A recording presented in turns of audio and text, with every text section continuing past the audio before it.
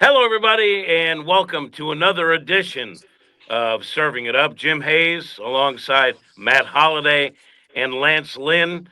We are told that Kyle Gibson is going to be part of the program today. I'm excited for that because we haven't seen Kyle in a couple months. I don't know. It's been a little while, but gentlemen, it's good to see you two. I know you're excited that Kyle will be popping in, and whatever we're talking about at the time, we will immediately shift our attention and begin to attack Kyle for not being here. Is that Yeah, we good with that? I Yeah. love that. I'm And most likely he'll be backstage for like 10 minutes, so he'll be up to date on what we're talking about anyways. so Joe's that's Joe's true. on that. Joe's Yeah, on that. Joe, Just got please it. be on that. Um, I like to do like internal house cleaning first. So Matt Holliday, you had a hip replacement. You're here because you're dedicated to this podcast. Also, that FM radio show that I used to be part of. Um, how are you? How you feeling? How's the recovery? I'm pretty good. I'm still a little sore. I am told to limit activity, so I'm bored as crap. So that's really I really look forward to stuff like this when I have absolutely nothing else to do. So, uh, been excited about the show. Trying to figure out how to fill a whole day without under 10,000 steps or under 1,000 steps Ooh. is not easy. So I'm doing all right. I'm better. I'm sleeping a little better. I'm a little bit more mobile, less swelling. So Well, feel free if you're bored to send me really funny memes, and we'll text back and forth. okay. Um, you have a lot, but you have a lot to enjoy right now. One of your boys just had a nice walk off last night to help the Orioles win, and then Ethan, as I understand it, made his pro debut and went like 2 for 4 with a double. So give us your take on what your kids are doing, because if you're saddled to the couch recovering, that's pretty fun stuff to see. Yeah, I mean, it certainly helps that I got some baseball to watch. So yeah, Jackson walk off double last night, so that was fun.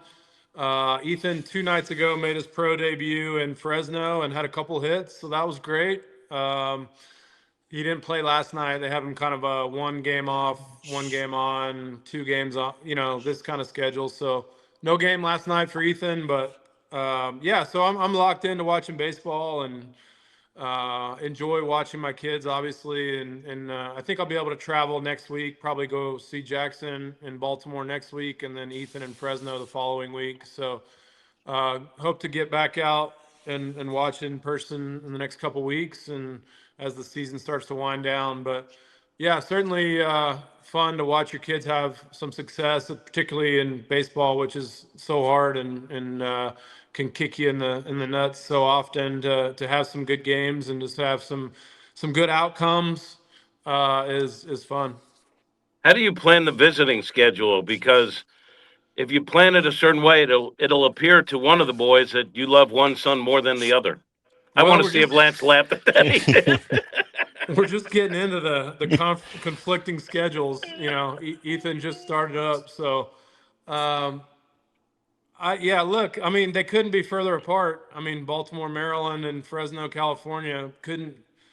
Maybe a hair could be a little bit further apart in the continental U.S., but uh, certainly raises some challenges as far as travel goes. But uh, like I said, once I get healthy enough to travel and not worry about blood clots, we'll be trying to get out to see them a couple times before the season ends, and then hopefully, as off season rolls around, everybody will roll back through home and get a chance to be around them a little bit more consistent. But Reed and Grayson started school today, so it's always difficult to make sure that you're finding the time for everyone. Well, just get better. That's the main thing. Be healthy. Lance, are your kids back in school? What's new in your world, sir? We're back in school rolling too. So two of the three that are in house here are in school. So we will be moving right along here. So everybody's ready. We got 6U softball starting up. starting my coaching debuts here soon when our first game comes up. So, just trying not to get tossed out of a 6U softball game coming up. Goals. Yeah, Wait, so you're the head coach of the 6U. What is your Sorry about it. what yeah, what is your approach going to be? Because some might say, as a player, you were a bit of a hothead. Some would say that, not me, some but would, some might say that. some might say that. So my whole goal is to make sure they have fun, and then make sure that all the parents realize that they are six, and we're not here because they're professionals.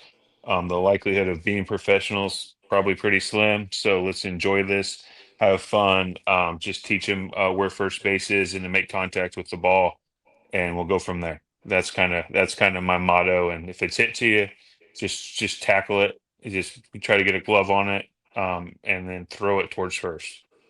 I mean, that's And about tell all you got. and what's the six your 6 year old? What the name and what position and It's- They're six. They don't even know the positions on the field yet, Jim. So I'm just trying to make sure that they put the glove on the proper hand, all the kids. So her name's Lively Lynn. So we're just worried about making contact and putting the glove on the right hand. And if you see the ball in your area, try to grab it. so I have coached youth sports, and I can tell you, age at some point, one of the rational parents will pull you aside and ask you why their kid isn't playing more or playing a certain position. So be prepared, my friend. I'm looking forward to that. I would love to give them my insight on why, I gotta why or say, why not this is happening. I gotta say that they're less likely to question Lance as they are to question Jim Hayes. Yeah. There's a couple That was a different good. reasons. I Couple would love to different see how they reasons. would approach us differently, or if they'd approach us the same. I would really like to see that. Yes, you're 6'4", 6'6", and I'm 5'2", or whatever you want to say. But I gave gooseboxes to those kids and gave them a solid background to perform on the court. Thank you very much. That's gonna Did be you good. ever Right now, coach Holiday? everybody gets to be on the field, so we're good. Yeah, That I've is coached good. a few Did you ever? things. Yeah, I I coached. want to hear about it. I coached Jackson's like 13U, 12U basketball in Jupiter, which we won the ship, by the way. Naturally. Um, but yeah, I actually really enjoyed that year. That's the only thing I think I've like full on head coached, organized practice, was looking at practice plans, like fully jumped into as far as I was the only coach. But it was fun. It was fun, and I didn't have any parents that had any problem with. Of course, they had rules like certain kids you can only play a certain amount of quarters and all that. So the playing time was taken out of my hands, but it was that probably helped. You didn't have an assistant coach who charted that. Charted 12-year-old basketball. We No, got by without it. no, I'm I had saying a if there are rules, you need an assistant coach to say, Coach, this kid's already over his allotment of quarters or whatever. I mean, I There's had a four plan going quarters, in. Jim. Yeah, Good super Lord. easy. Yeah, Yeah. Hey, you two get the first and the third. You get yeah. you get the I, second I and the fourth. I Easy. wasn't subbing them in at certain minutes. It Yeah. was the quarter equation that I had already written down on my piece of paper who was playing what quarter, so that like, hey, these are the guys that are playing this quarter, these are the guys that are playing next quarter, and so on. Uh, so it was pretty cut and dry. All right, I was, more of a reactionary coach. So I had to have an assistant to make sure everyone got the allotted playing time. And for the record, 4 years, never had a losing record. Thank you very much. The Did you have other, a couple 500? what's that? No, I everyone see you. I always see you above living around 500. 500. I see you living around 500. I'm just throwing that It out there. was maybe a couple of games over. I think one year we were 4 games, but just know this was the ultra competitive Olivet Rec League. Mm. So we were playing some really good teams. Um, I thought we'd see Kyle, and we could do this as a group because I have some baseball topics, but I again wanted to kind of do house cleaning for the members of the dais. We have a situation with Kyle, who we love. We love Kyle. very smart, wonderful person, but he hasn't been with us in about a month. I don't know. So we came up with the idea per your direction because it's really your show. No one's watching if it's just me. About maybe doing a poll who would be a good guest guy for when we can't get Kyle, right? Right. So I put the poll out, and I think it was like 1,000 responses. So there's a lot of people weighed in, and Joe Kelly wanted going away, and I think one of you guys said he's not going to do it. He thinks he's big time, whatever.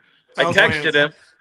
I know. I Lance, didn't. I don't think I said big time. I said he won't give us the time of day being in California. Like it's like, hey, I'm not doing it at 8 a.m. Is he gonna show up at 8 a.m. and do this? well, I I don't mentioned think so. he said his kids He's are got in kids school. though, so Yeah, he Yeah. said his kids will be in school and he's in. Let's figure out a time. And I said, well, let me get back to you. So he could be in. Matt Carpenter once told me he'd be in. Alan Craig tweeted at me that he was sad he never got an invite. So we have guys to, but I wanted Kyle back because he's an original cast member and he hasn't been here. What do we do? Sometimes you phase yourself out. There's just really no other way to say it. Kyle has he might have phased himself out of this. We'll have to see if he really wants to. You what do know, they say? The best ability is availability. yeah. Right now he's not doing that. That's why. All right. So, and he did just text, right? Like, He's I probably can't he's let, probably backstage. hey, Roderick, text him and say, "Are you backstage?" And No, I'm he's gonna move not. on.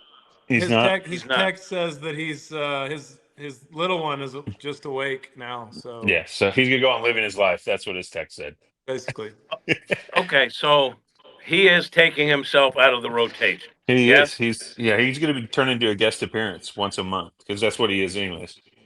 Okay, then I'm gonna reach out to Joe Kelly today, maybe Alan Craig or Carp, all great guys who would be fun. So, all right, let's talk a little baseball here. I want to start with this because I thought it was a really cool thing, and it brought some good feeling out until the Cardinals played the Rockies. But Yadi came in as a guest coach, and with Yadi, I didn't know what it would be like. He he seemed really happy to be there. I thought it was cool that Ali kind of made it happen with permission from Mo. And there's Yadi in the dugout as a guest coach. Um, my first question, and I'll start with you on this, Lance. What do you think that would do for a ball club that's trying to put together some sort of run, and all of a sudden there's Yachty? It makes it fun, especially some of these young pitchers, right? That's huge to have those guys around this time of year, and the pitchers. They've kind of got a younger staff, bullpen wise and stuff like that. So having a guy around like that you can kind of pick his brain, have fun with, kind of see how he interacts with everybody, and everybody's going to be excited to see him that that hadn't seen him in a minute. So all in all, it gives you some juice, but it also gives you someone that might have a different way to see stuff because he hadn't been there every day. So it might be a refresher on some stuff that you've been going over throughout the year that you're still kind of working through, and he might give you a different insight to maybe jumpstart that process for some of these young pitchers and catchers. So all in all, there's it's all positive, it's all pluses. So that's I think for the team and the staff, it's just a good vibe situation and a learning situation for the younger players. How about Ali inviting Yachty back and making it happen, Matt? I mean, pretty cool for Ali to go out of his way and make that happen, don't you think? yeah. I mean, look. I mean, you guys know how I feel about Ollie. One of my closest friends. I love Ollie. Ollie is all about what's best for the players, the team, the organization. So I think it's as like Ollie said, it's a no brainer. If Yadi wants to be around, why would you not, embrace that? Have Yadi around. He's got a wealth of knowledge. He's fun to be around. He's an icon of the organization. So yeah, I'm not surprised. Like, look, Ollie's said all along, if he's supposed to have the job, he'll have it. If he's not supposed to have it, he won't.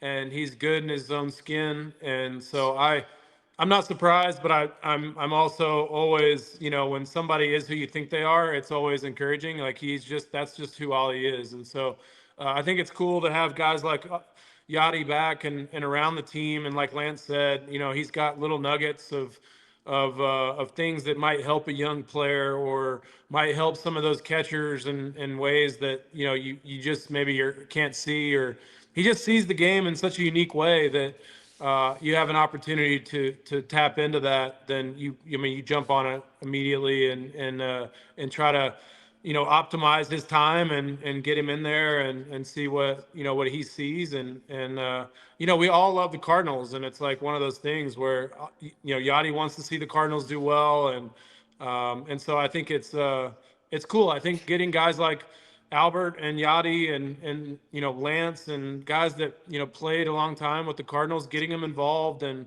having them feel like they're very much part of the organization is it only enhances I think the organization. That's not distracting at all, Jim. Yeah. My phone How, just how you hold that, you Jim? were you were bringing such heat that my phone fell. Yeah. So let me ask this to Lance. A lot of talk fans love to see Yadi manage, Albert manage. Look, you were around big league baseball. I, I think I think it would be very difficult. Uh oh. Oh. Hey, can you hear us? Guys, what's up? It's kind of loading here. I see Holly clapping. Uh, We're there. We're there. yep. What about now? You guys got me? Yeah. Yeah, we can hear. Can you hear us? Yeah, I can hear you good. I love it. He made it. It's a Hey, miracle. Well, does this dog exist that you've been Nope, going now I after can, for guys. 3 weeks? And he's gone. He's Oh, gone. cool. Oh, there you Oh, go. he's back. He's back. This, here I am. I'm on my 5G phone. You know. Yeah. Well, all you right. need the First, Wi-Fi where you're at. 5G is not going to work where you live. Well, I mean, I'm also sitting next to my Starlink. I'm literally feet away from my Starlink. I don't. What else can I do? And Starlink works. It's You good. need a hard line. You need a hard line. Yeah. Is that a thing anymore? Hard like You're where you're at. You're going to need it. Well, how's your dial up? That's what we run off of here. right? Like AOL. that's where where's we're your at, I puppy? guess. Where's your puppy? Uh, We wanted Mishka's to see the inside some. puppy. She'll make a cameo. We'll get her on here. All right. All right. So I, just so you know, he we were he taking care of left. in-house business. So we would respectfully ask you. I should probably text you this. If you're not going to be there, let me know, and we'll get someone to fill in. If you still want to do it, you're in because you're original cast member, and we all love you. Is that fair? If I'm in for what? The show that we're on right now. I'm in. All right. All right. Um, so we were talking about Yadi's return as a guest coach, Yep. and I I think we've touched on it before, but a lot of fans say Yadi should manage, Albert should manage. Do you think it would? And I know that there's others that have done it for a player to go right from player, and he has a little interest, but can a player go from player right to manager, or do you think it's a better transition if they coach somewhere first outside? I'm talking about in MLB. Yeah. I mean, I think catchers especially know the game really well because they see the game from a different perspective. So I mean, I think you've seen Steven Vogt do really well. Um, how do I say this and not? I don't want to take anything away from certain managers by all means, but I mean, if you put a good team out there, then not like anybody can manage because that's not the case. But managing has so much to do with managing the personalities and the players and knowing when to say something and knowing when to not and knowing the situations of how to put your players in the best spot to succeed. But yeah, I mean, I think players can go right to managing. Lance was just talking about doing it the other day on XM radio. So Yeah. I mean, Six I U though. think players 6U can do it. softball. Yeah. What do you think, Lance? Would it be more helpful for a former player to get a coaching spot in MLB and transition in that way? To be honest with you, I would say that it would be more helpful for them to spend a year in the front office than it would be straight up coaching and in general. Because baseball, if you played baseball and you've done it, and for especially as long as Albert and Yadi did it, you know the game. Now it's figuring out all the stuff that you didn't see while you're playing every day, so you know how to navigate that when that comes time. Because that's going to be the stuff that's different. Managing the game is managing the players, putting a lineup on the field that you think's going to win, but then also keeping guys fresh, keeping guys in and out of the lineup that you need. Your bench getting at bats when they need to. Catchers understand the bullpen and stuff like that. So I would say the big thing would be the ins and outs of the interactions between the front office and the coaching staff would be the number one thing. If you're going to take a year off, that's the thing, or they take a year before you manage, that would be the ideal. Kind of like what Skip's doing in Texas now. If you were able to do that for a year, that's the probably the better scenario than just sitting there being a catching coach for Yachty. Like Yachty knows catching, like he knows baseball. Albert knows baseball, but they've never been in the front office, so that will give them a better. I would say that would give them a better overview of the whole thing to manage. Matt, I think you'd once told me that would be something that would interest you as managing one day, right? You're almost a coach with the Cardinals. Do you think it would be better? Like, let's say you end up being a manager. Would your preferred path be coaching a little first, or as Lance said, being in the front office? I mean, I agree with Lance. I think if you had to pick one of the two, I think certainly spending a year understanding with the GM and the front office, the analytics people of how they see the game, how they see the personnel. I think that would benefit more than coaching hitting as far as if you're going to manage the team. Look. I think when it comes down to it, can you lead? Are you a good leader? You can figure out the baseball part of it. You can figure out the how to communicate with the front office. You can figure. I mean, well, you're going to hire staff around you that helps you with all the things that maybe you're not experienced in. But to me, I think it's all more about um, how do you lead men and how do you communicate with players, and then the rest of that stuff we've all played long enough that you figure it out. I mean, look, we've all watched so many games that, and now with a three batter rule, like I'm probably not getting caught off guard in the bullpen. Like I've played enough games, and you have to pitch three hitters. Like there's no hit pitchers hitting anymore, so you don't have to make a decision in the fifth inning based upon your bullpen health and all those things. A lot of I think the experience that you needed to be a great manager has been taken away. So I think when you talk about Yachty and Albert, are they good leaders? Do they know the game? Can they relate to players? And if the answer is yes, then they could be good managers, just like Stephen Voigt, or and some of these guys that have transitioned so easily. People say, "Oh, he'd be a good manager." Well, it's not necessarily because he's managed a ton of games. It's because they see leadership skills and understanding the game, and that they could communicate with the players. And I think that's at this point that's the most crucial component to being a good manager. I think you guys bring up a great point that, and I've said it all along too, that a manager sets the environment, right? The manager sets the tone for the culture in the clubhouse, and I don't think you can quantify that with how many wins that brings to a team. But I'm going to ask you, because people do that, a major league manager, a good one versus one that isn't good. How many extra wins? And I'll start with you, Kyle. Do you think a manager, given the limited decisions now to be made, is it plus four, minus four? How do you look at what a good manager can bring to a team? Um, Man, that's a good question. Yes. I think if it's a young team that maybe isn't established, I think that manager could do a lot. I'm saying maybe like I don't know, 8 to 10 wins, maybe.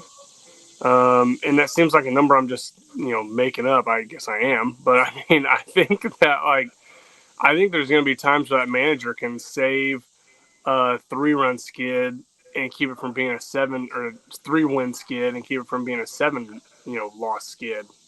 Um, I think there's a lot that a manager can do in that instance because Holly brings up a great point of being a leader. Um, that's what a young team really needs is a manager that can go out there and lead them and show them kind of the ropes and when it gets tough and how that culture is going to be big. So I would say 8 to 10.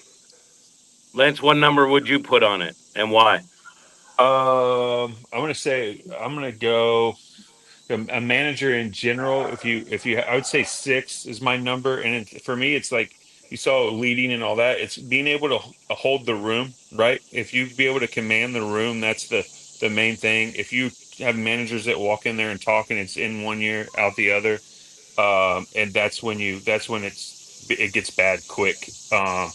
So I would say 6 either way, right? It could be a so +6 or -6. If you can hold the room and you establish a way of doing things, it's +6. And if you can't hold the room, it's -6 real quick. How about you, Matt? Yeah, I mean, I agree with him. I mean, obviously, personnel, like Kyle said, when you talk about who's in the room as far as young team, old team, certainly talent matters as far as if you don't have the horses, you could be the best leader and have the best kept clubhouse and have the boys behind you.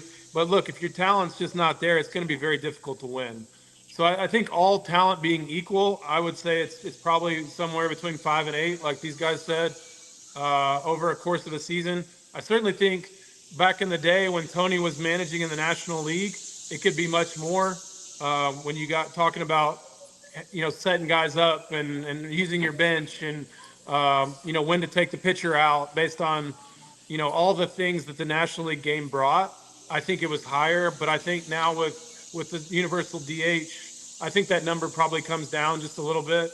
But I still think, like they said, being able to manage people still is a five game swing. But even if you had a team, and we've seen this over the years in baseball, even if you had a team that had the horses, but for whatever reason the culture is bad, sometimes that hamstrings a team. And isn't that a plus for a good manager, as you guys say, a good leader? And doesn't that make the number that we're putting on it even higher, Matt? I mean, look, I don't know that it's quantifiable. I mean, I think that there's certainly years where it's more. Um, my, I would say that it's probably a little bit more fluid on that side where you have the talent, but how you harness it, as opposed to not having the talent where if you just don't have the talent, it's going to be very difficult to have an impact. But if you have the talent, the difference between a good and a bad manager is a lot higher, in my opinion. So I would say yes. I mean, look, if you've got a bunch of all-star players, but they don't get along, or it's a very volatile clubhouse, you have a much higher impact on wins and losses and how to create a culture as opposed to having great guys, but they're just not that talented. There's not a lot you can do. Five Kyle, five over to the eight though, that's a lot. That's a lot, right? I mean, you go if you will just hit split the middle of everything we said at 7. You're looking at going from 84 wins to 77 wins, and now instead of being 84 and 78 and being 6 games over, you're at 77 and 82, and you're 5 games. It's really like an 11 to 12 game swing. I mean, it's a lot. It's not just the 7 because obviously those 7 wins have to become 7 losses. So 10 is probably too high of a number. It might be too much because that's a 20 game swing. But I mean, we're talking making the playoffs pretty easily and not. who that you have played for, what manager would you say, if I was to manage, I want to be like that guy? Oh man, that's a tough one. I really Another good enjoyed. question for me. Yes. Jim, you He are said nailing it tough, today. not good. um, I really enjoyed what Rob Thompson did in Philly. And his had, just like Matt said, his was so much about communication. Um, and I respected Joe Girardi a lot. Joe Girardi was a lot of fun to play for. Um, Great human being, treated everybody just in a great way. Um, but Rob Thompson just communicated a little bit different, and I think it just resonated with people a little bit different. Kind of like the old adage of, I can tell my son a swing adjustment to make, and then his hitting coach tells him, and maybe he said it just a little bit different, so he listens to him. I think that how you communicate is really, really big, and Rob Thompson was really good at that. How about you, Lance? And feel free to rip someone along the way if you want to. Well, I mean, I mean, you look at the. I came up with Tony, right? Tony's a Hall of Fame manager, and I had Tony again. The game that I came up in with Tony and the game that I left in were totally different. So it's like I had like you have to be totally different managers from when I came in the game for when I left. So um, it's weird how much it changed, right? Kyle and I played for three different teams, and every manager we had on those teams were great. They communicated, and every team and organization did it a different way. So it's that's this is I'd say it's a tough question because it's all based on what organization you were with at the time and what they were trying to accomplish. So I'm not going to answer that question. I'm just going to take the Hall of Famer Tony La Russa because he was great to me, and I had him multiple times, and like he kind of taught me, and then he taught me how to kind of navigate my way through the league. So that was a good one for me, and then I learned something from everybody, to be honest. So that was also a positive for me. And a tough question means it's a great question, so I'll continue it and throw it at Matt. I mean, I think look, when you have a chance to play for a lot of guys, there's pieces from each one of them that you like that you would think that you would implement in your own style. And I think there's things that maybe you didn't like as much or you don't really match up with as maybe as much that you would not use. And so I think when you talk about Tony La Russa, Clint Hurdle, Mike Matheny, Joe Girardi, Tomper was our bench coach in New York with Joe, so I know Thompson really well.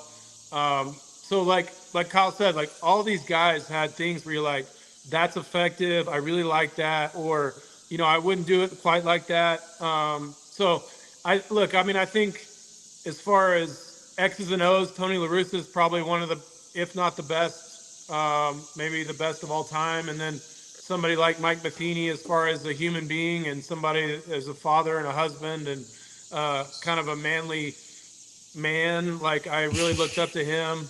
Um, so I mean, look, like I said, there's no perfect manager, but I certainly got to play for a lot of great leaders, and would like to think that learned a lot and took a lot from all of them. So Ollie Marmol, in my opinion, and I've been around a little bit, makes more time for the media than any manager I've ever seen. I mean, Tony was good with that. Schulte was good with that. Mike Matheny, to a certain extent, was good with that. But it dawned on me how much time the different media sessions you have as a manager takes up of your schedule. I mean, like Ollie meets with the print guys, then the TV guys, the rights holders. I mean, it's huge chunks of time. Matt, would you change that? Would you be less available, more available? How do you think it would go dealing with the media every day? I mean, look, that's part of the job. I think that sometimes former players don't necessarily, I think maybe make them shy away from jumping back into the managerial arena. I think that it's a lot of time. Like you said, it's part of the gig. Like you're sending a message from the organization, like you're the mouthpiece of the front office of the team. We understand that it's part of it. Now, do certain guys give more time than others? Probably, but you still have to address pre and post. You have to address certain outlets differently. So it's part of the job.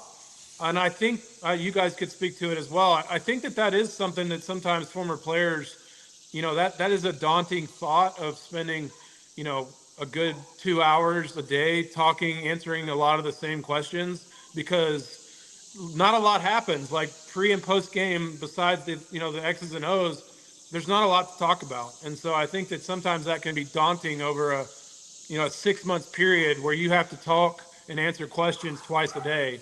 So I I would probably want to do less uh, and I appreciate that Ollie has embraced that. I think initially he was a little resistant to it, but I think he's embraced uh, making sure that he gets to express who he is to the media and through to the fans.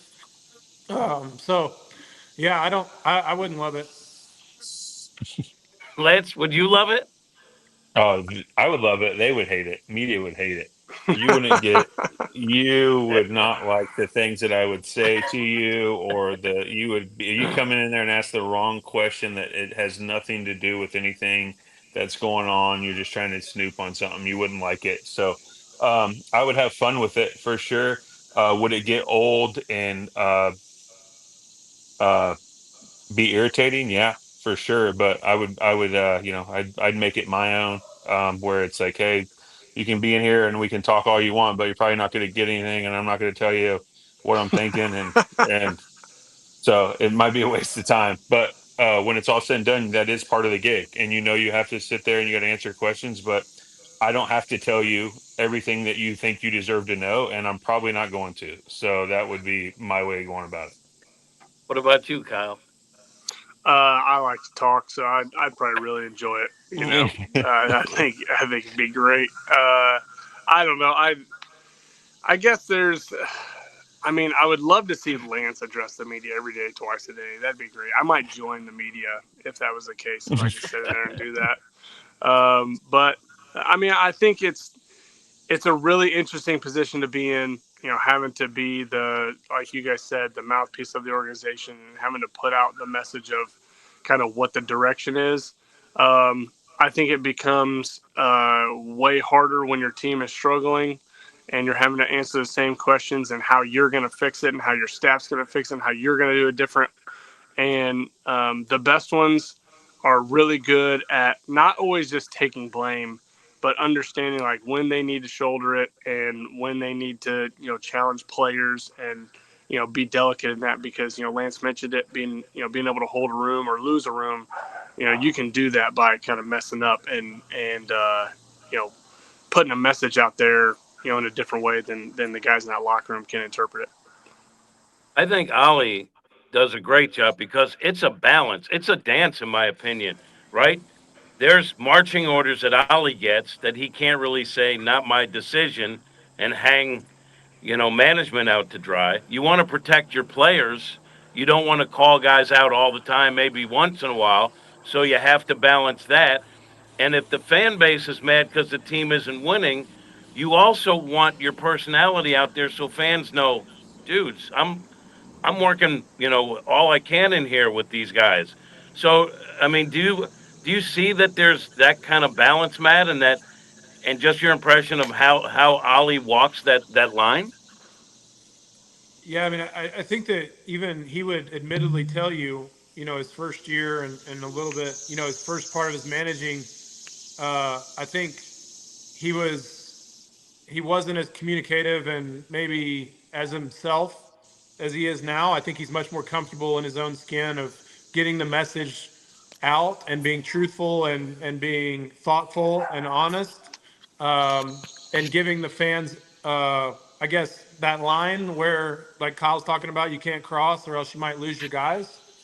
So I think it's an interesting dance. I mean, I think it does help the more experience you have, the more interaction that you take in from fans and media and how to handle it and what's the best way. I mean, I think that you can certainly go the Bill Belichick, more Tony La Russa style, where you give them nothing and just say screw you and I don't care, and you can just not like me, but we'll win, and eventually you'll like that we win. Or you can be a little more thoughtful and I guess and give the fans maybe a bigger insight into what's going on and that you are actually caring and managing and doing the best you can, and it does mean something to you. So I think there's a couple different ways to go about it. Obviously, the more successful you are, the more reign you have to act however you want to act. Uh, but it is now more than ever with social media and the 24-hour news cycle, it's an important, very in your face part of being a head coach slash manager in pro sports. Lance, you were brutally honest at times as a player. Would you, as a manager, be able to not let on that a decision that turned out badly was not yours and should be brought to the doorstep of team management or ownership and not you? Because that's part of the job sometimes. That is part of the job. So I think knowing that that is part of the job when you take it, you're going to know how to navigate that when it comes to that time. As a player, it's easy. You are brutally honest about your performance, what you're doing as a manager. You're overseeing not only a team, but an organization, a farm system, a fan base. So it's a totally different type of ownership that you have to take in honesty. But yeah, it'd be part of the gig where you have a voice in the room. You are the manager, but when it's all said and done, you're running an organization for someone that owns it, and you got to do your job the way that you're instructed to do it, and you have to take it when it's your time to take it, and try to make the best of it. Kyle, how much of a challenge would that be for you putting out something that you know wasn't your idea and isn't working? But Yeah, the I but the media's blaming you. yeah, I mean, I think um, it becomes like, who are you out there? I'm trying to figure out the best way to say this, because I think like the best ones, I feel like, do it as a collective we, right? You know, when you've gotta include somebody in a mistake, it's kind of a we, making sure that you're in it and it's not just pointing fingers, because that's when I think you get yourself in trouble. And then, whose opinion in your mind really matters? Who are you trying to not stay on the right side of, but are you worried about what the fans think of you? Are you worried about what the media thinks of you, the front office and the players? Who is on your mind when you're answering these questions? And I think at the end of the day, you've got to stay in the box of, I am representing this team, and that's whose opinion I care about. I might have to take some heat right now, but it's because I care about the opinion of the players in the locker room of what I'm about to say. And maybe it's not true.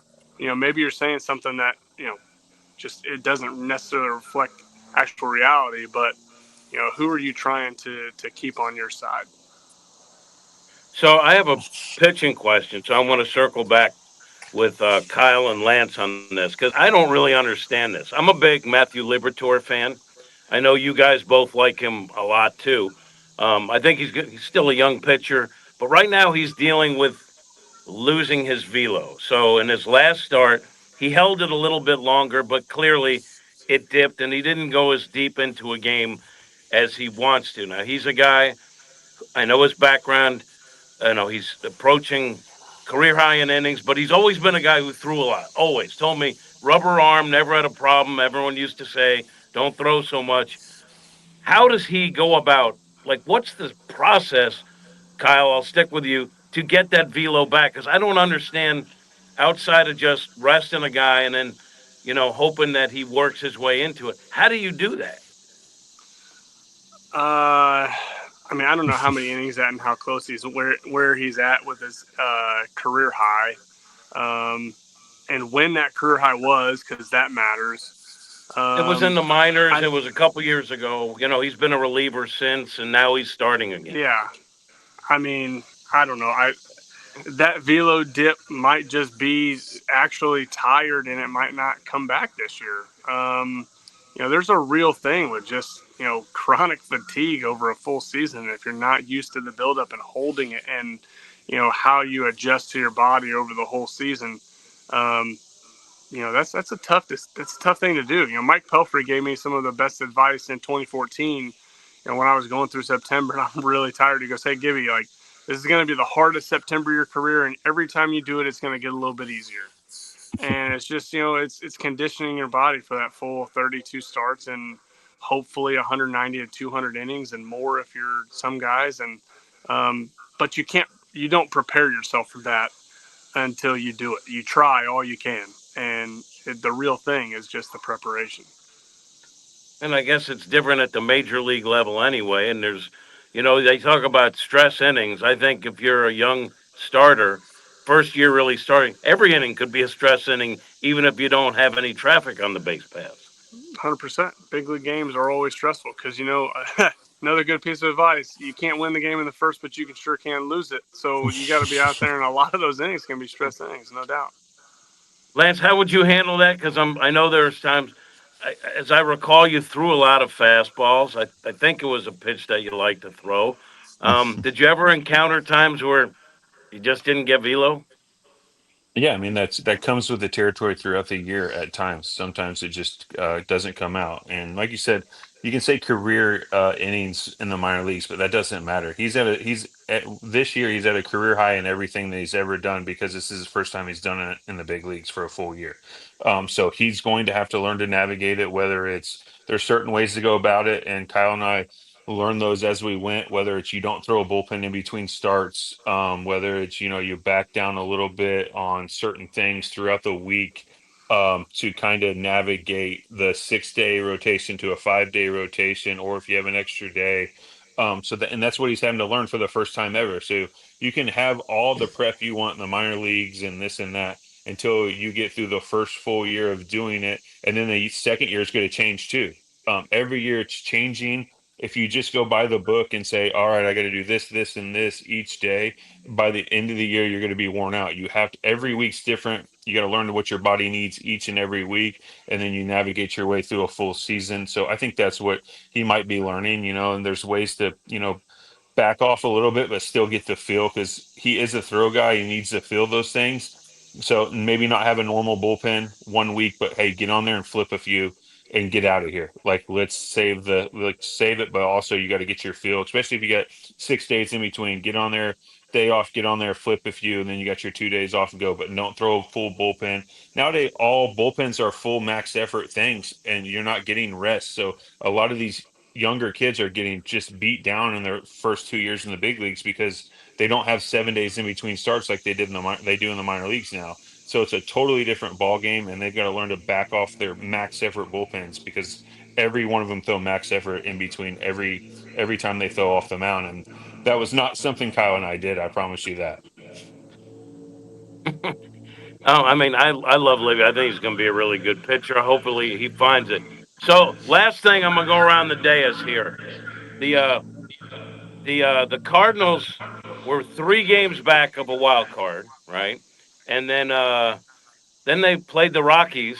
I know it's a team Matt likes, but he also loves the Cardinals. And they dropped 2 of 3. And as of the recording of this, the Cards seem to have squandered an opportunity to make some noise in terms of the wild card chase. Matt, your opinion of where the Cardinals are right now and what their chances are? Yeah, I mean, look, I mean, when they traded Helsley and sort of, I don't want to say threw in the towel, but basically said like, look, we're not necessarily going for it. I think that definitely, I think the players have probably used it a little bit to fire them up. Dropping 2 at home to the Rockies is a bad start to this. But look, I mean, they're still within striking distance. I think sitting right at 500. I know I saw Nolan was taking some ground balls in Florida, and maybe he comes back sooner than later. Gives you a little push of energy. Um, I think they could get hot and make this interesting. But I mean, look, I think there's some really talented teams in the National League. Like, I think that I think the teams either got really, really good or completely sold. I don't think there's a lot of teams left in the middle. The Cardinals are one of them for me. Um, but I think it might be a little much. I think the talent on some of these rosters in the National League is better. And but we've talked about this before. Anything can happen in baseball. You can sneak your way in, but it's certainly trending towards being very difficult. Yeah, and so the as Matt brings up, the Cardinals traded away their big 3 bullpen pieces. Young guys have been great since then, outside of JoJo, having a rough one, which happens. But overall, they're as Matt points out, you can't drop 2 or 3 to the Rockies in your own ballpark if you're trying to make a wild card push. How do you look at it, Lance? Yeah, I mean that obviously stings a little bit. When you're looking at it, the top two wild cards are probably going to be set, whether it's the whoever loses out between the Dodgers and Padres in the West, and then whoever loses out, Cubs and Brewers. Those are your top two wild cards, and it looks like you're trying to chase down the Mets, is what it is, Mets and Reds. So is it doable? Very much so, because both of those teams have abilities to be caught. So now it's just trying to make sure the games you're supposed to win, you win, which they didn't win that series against Colorado. But from here on out, the series you're supposed to win, you win. And then you just kind of slowly see what happens at the end, because that's probably the only spot they have a chance to get to. And then the Mets have been kind of struggling a little bit. The Reds are kind of, they'll go on little spurts too. So it's definitely doable. Nato coming back could be huge for him. Maybe getting another minor league guy that's tearing it up in AAA might spark the club. So there's possibilities here, especially when September hits. We've seen some weird things happen. Matt and I were on a team that were down 8.5 come September 1st, and we rallied off some wins and then won the whole thing. So it's definitely doable, and I think the teams ahead of him for that third spot, they're catchable. Last thing, Kyle, your team is a seller, and does that light a fire under you, or does that make you understand that the ship has sailed? I think if it's all it comes down to the belief that you guys have in that locker room. If you didn't necessarily think that you're a playoff team, then it probably deflates you a little bit. If you thought you're a playoff team and you're like, well, why did they just get rid of guys when we're a playoff team?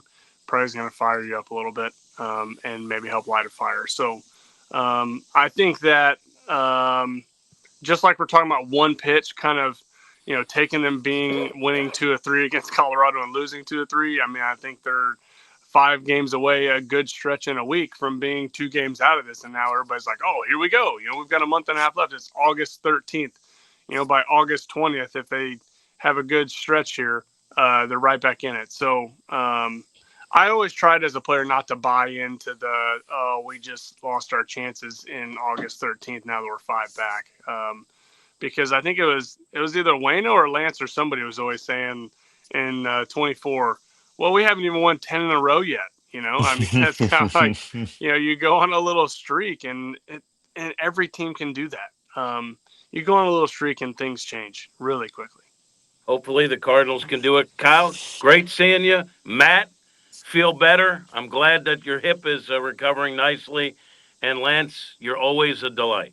That's You going to catch do one it for. heater, you're right back in it, Jim. One heater. That's going to do it for this edition of Serving It Up. We appreciate you watching. We appreciate the sponsors. We will see you next time, and hopefully that edition will not suck.